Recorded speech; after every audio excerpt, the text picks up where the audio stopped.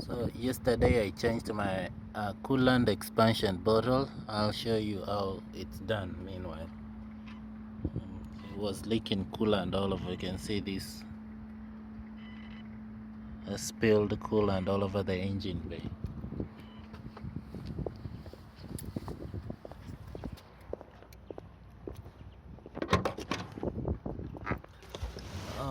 This is the one that I removed from there. I just put a temporary fix so it's not splashing all over the engine bay. Put black marks on top of it.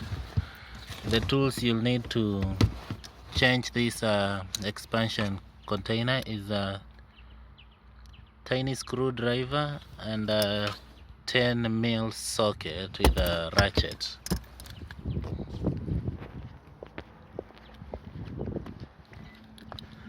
Okay, these screwdriver, we use it to lift these clips, these ones. Just gonna lift off like that. It doesn't come off all the way, that's enough. Once you pull it off, you just pull the pipe, comes off. I can't do it right now because the engine is hot. And this one too, the same way, you lift up. And the bottom one has a clip to lift down there.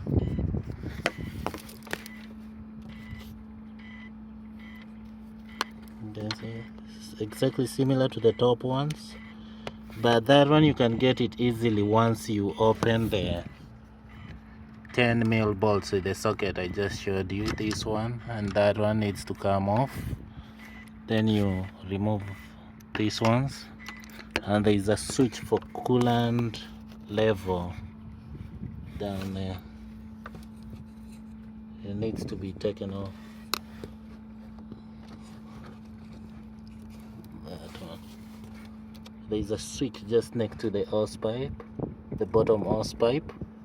It needs to be taken off. Just a clip, and then you push down, it comes off very easily.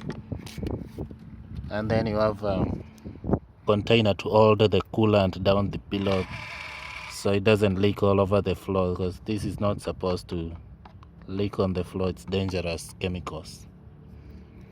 So fitting it back together, it's a reverse roll. You put the bottom hose first and then you clip it in, and the rubber mount comes off, and then you fit it into the new container. And then you do put the top ones and then mount them back on tight, the 10mm ones, and then you push this clip back in, and then just once it clicks in, you push it in. And then this plastic one, you leave it open once you top up your coolant and the engine running to temperature levels. There's a minimum and maximum level. It should be all the way to maximum. My engine is hot. Once it cools down completely, this coolant is gonna come up to the maximum level. You can see still doing the overflow.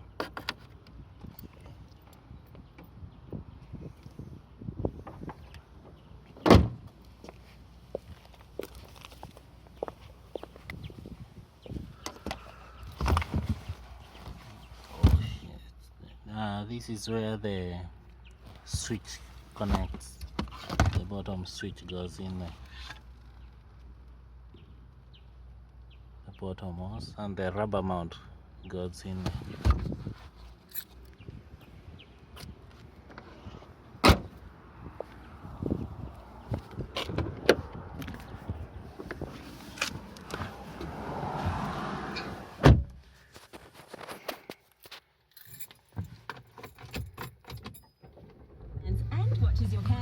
You fit everything back in, you let the car idle for like 15 minutes until it's normal operating temperatures is reached at 15, halfway the gauge.